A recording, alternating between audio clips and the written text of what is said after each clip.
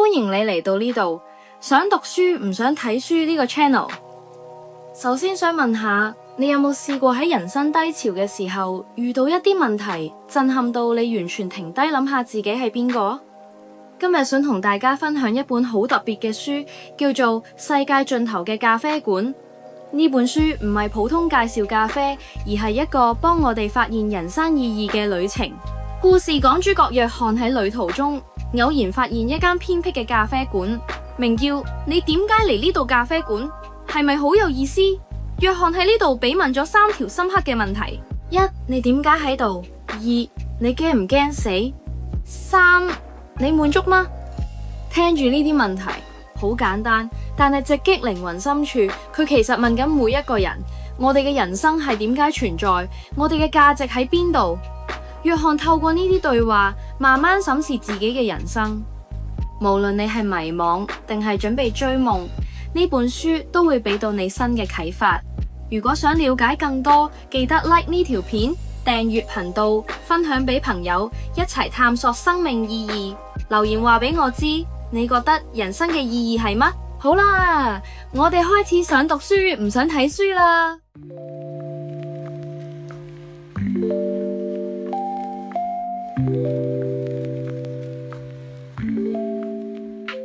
世界盡頭嘅咖啡館，作者約翰史崔勒基。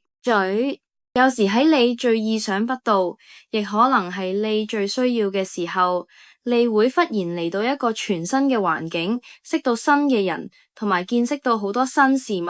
我試過有一次就係咁嘅體驗。嗰晚我行緊一條黑暗又偏僻嘅路，依家諗翻起當時嘅情景，正正就係嗰個時期嘅人生寫照。我迷咗路，亦喺人生嘅旅途中迷失咗。我唔知跟住條路會去邊度，亦唔知自己點解要向住呢個方向行。我丟低工作，俾自己放咗1星期假，想逃離所有同工作相關嘅嘢。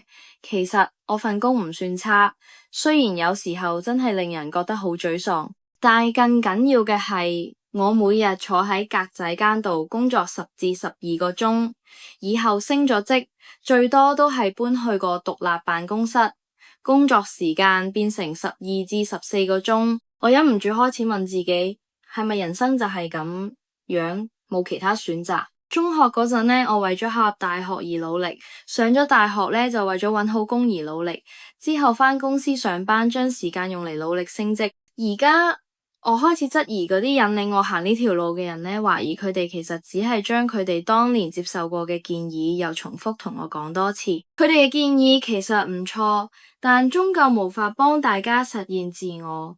我覺得自己不斷用生活去換取金錢，而呢個買賣似乎唔係好抵。我就係喺呢種迷惘同困惑嘅心情底下，發現咗嗰間你為什麼嚟呢度咖啡館。每次同人講呢個故事，佢哋都會話好神秘，或者好似迷離時空 Twilight Zone 咁。呢套舊電視劇入邊嘅人物，一開始身處嘅環境睇落好平常，但係故事尾段通常有玄機。我有陣時會一瞬間懷疑自己嘅經歷係咪真嘅。每次有呢種感覺，我就會走去屋企書台，開個櫃桶，睇下海襟俾我嘅菜單上面寫住嘅嘢，用呢種方法提醒自己，呢一切都真係發生過。我從未重走過嗰條路，從未返到嗰間咖啡館。我心入邊有個細細聲音覺得，即使我真係返去嗰個地方，嗰間咖啡館都唔會喺原地，因為我遇到佢嘅唯一原因係因為嗰一刻嗰一晚我需要遇到佢。嗰間咖啡館只因為呢一個需要而存在。可能有一日我會返去揾下，或者某一晚我又會企喺佢門前，再行入去話俾海興、麥克同埋安妮聽。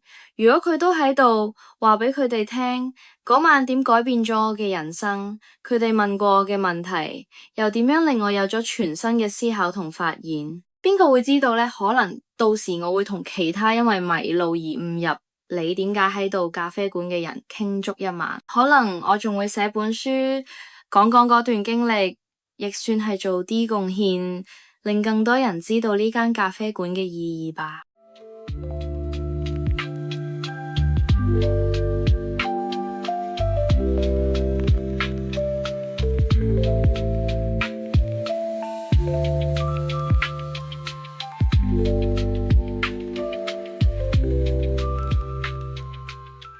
世界盡頭嘅咖啡館。第一章，我開車沿住州際公路慢慢行，如果隔籬有人行路過，一定會好似高速賽車咁樣超過我。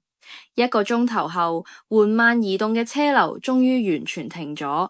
我按收音機嘅手台掣，想揾智慧生命嘅跡象，但完全冇結果。過咗20分鐘，都冇車喐過一步，於是大家開始陸陸續續落車。雖然對塞車冇幫助，但大家喺車旁邊同其他人發下牢騷，舒緩一下心情，都係件好事。喺我前面有架客貨車車主不停講話，如果6點前去唔到酒店，佢嘅預訂就會俾人取消。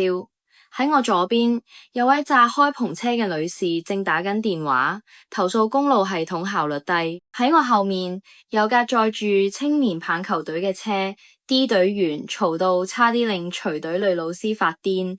我似乎聽到佢心入邊喊，佢再都唔會做任何義工嘅活動。呢條路變成一條滿晒怨氣嘅長蛇，而我只係其中一條細細嘅鱗片。又過咗20分鐘，車流依然冇喐過。終於有架警車沿住中間草坪隔離 lane 開過嚟，警車每開100尺就停低，好似係同大家講緊前面嘅情況。我喺度諗，希望警察準備咗防暴裝備，如果冇，我真係替佢哋擔心啊！大家都焦急等待住，希望警車快啲過嚟。最終警車嚟到我哋呢段路，一位女警官向大家講話，前面5英里左右有架疑似載有毒物質嘅油罐車翻咗，成條公路已經封閉。佢話我哋有2個選擇，第一，掉頭揾其他路，雖然其實並冇乜其他路；第二就係喺度等前面清障，可能仲要再等多1個鐘。我望住警車開向下一批滿肚牢騷嘅司機。呢個時候，嗰個客貨車司機又提到佢擔心6點唔夠鐘去唔到酒店嘅事，我嘅耐性終於冇晒，出嚟散心就一定撞啲麻煩嘢。我自言自語咁講，好似細個因住得近而識到嘅朋友仔咁，旁邊啲司機都變成咗新朋友。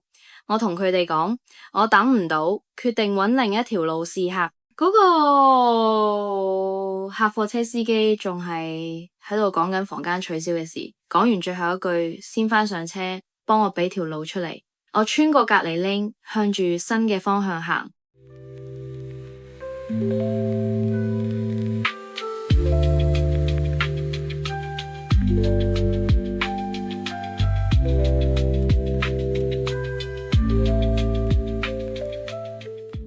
世界盡頭嘅咖啡館。第2章，出門前我印咗網上揾到嘅揸車路線圖，當時仲覺得自己好聰明，根本唔需要地圖。我心入邊話，只要照住呢張簡單清楚嘅指示圖開車就得。但係而家指示圖完全幫唔上忙，我唯有拎出手機打算開地圖，畫面上淨係顯示一句系統無法使用。以前我揸車嘅時候，我一定會帶一本地圖冊，如果而家帶埋就好啦。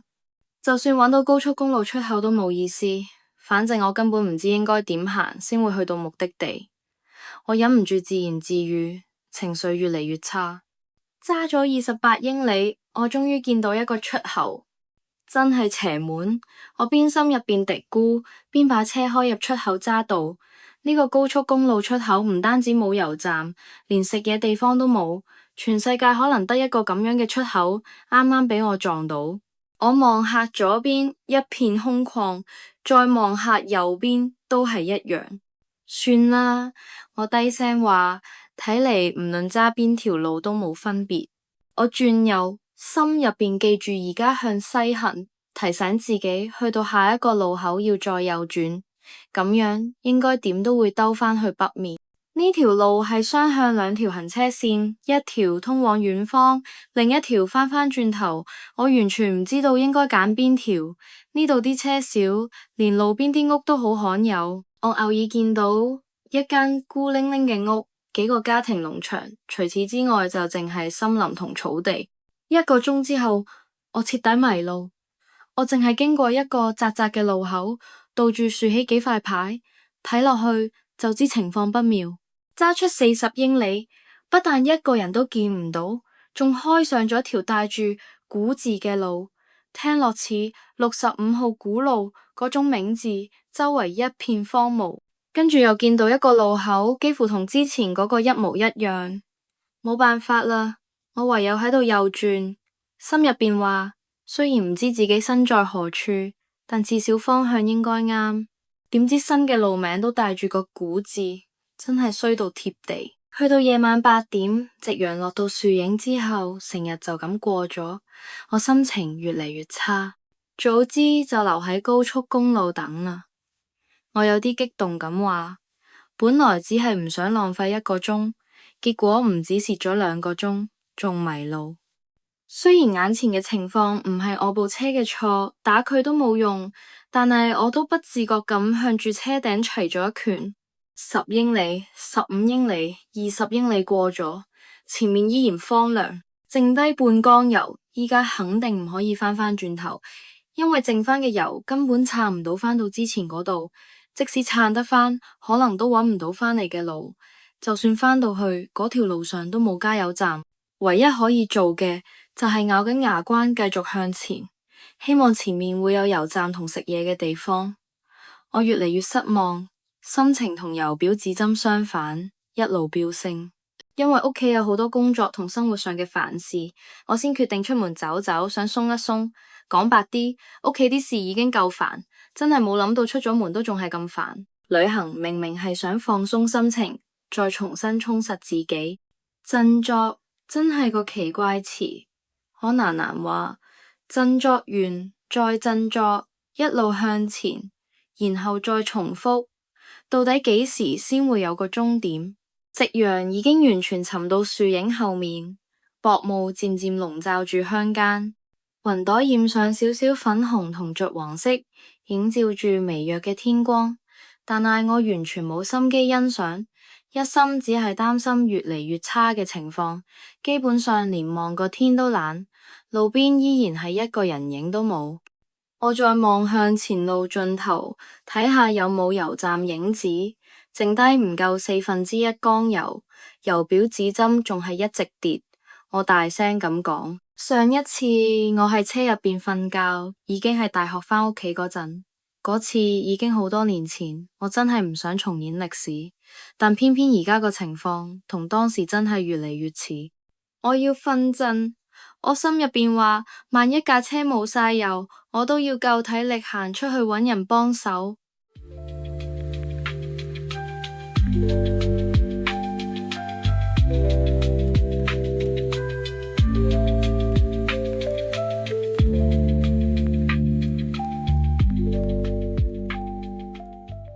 世界盡頭嘅咖啡館第3章。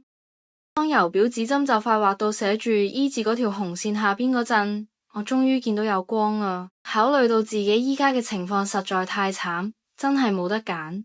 我掉頭揸返幾英里路，喺之前經過嘅一個十字路口轉咗。老實講，左邊條路都係死寂一片，連隻鬼影都冇啊。但係我都決定轉過去，至少呢條路個名冇個老字開頭。就憑呢點，我就決定行呢條。人到絕處必能逢生，我大大聲講出嚟，好似自己幫自己打氣咁。我離個光越嚟越近，終於睇清楚嗰盞係一支孤零零嘅白色街燈，遠遠咁企喺度，發出明亮嘅光。不過四圍真係空得嚟，都心寒下噶。拜託啦，求求你，呢度一定要有人啊！